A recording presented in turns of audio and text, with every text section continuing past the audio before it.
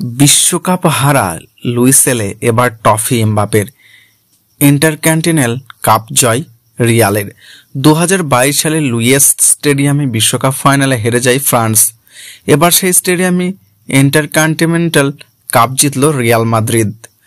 2022 সালে সেই স্টেডিয়ামে চোখের জলে বিদায় নিয়েছিলেন কিলিয়ান এমবাপে এবং সেই স্টেডিয়াম থেকে তিনি বিদায় নিলেও চ্যাম্পিয়ন হয়ে ট্রফি হাতে নিয়ে। 2 বছরের ব্যবধানে কিলিয়ান এমবাপের সঙ্গে ছবিটা এরকমই। পার্থক্য একটাই, কাঁদতে হয়েছিল ফ্রান্সের জার্সিতে আর হাসতে হলো রিয়াল মাদ্রিদের জার্সিতে। 18 ডিসেম্বরের রাতে ইন্টারকন্টিনেন্টাল কাপে মেক্সিকোর ক্লাব পাচুকে 3-0 গোলে হারিয়ে কন্টিনেন্টাল কাপ ঘরে তুলল রিয়াল মাদ্রিদ। গোলগুলি করেন কিলিয়ান এমবাপে, রদ্রিগো এবং ভিনিসিয়াস জুনিয়র।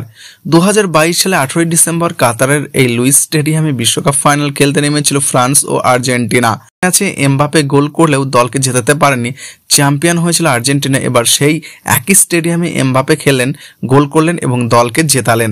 দলের হয়ে প্রথম গোল করেন এমবাপে, 37 মিনিটে তার পা থেকে গোল আসে। দ্বিতীয়ার্ধে 53 মিনিটে গোল করেন রদ্রিগো এবং 84 মিনিটে প্লান্টি থেকে ভিনিসিয়াস গোল করেন, 3-0 করেন।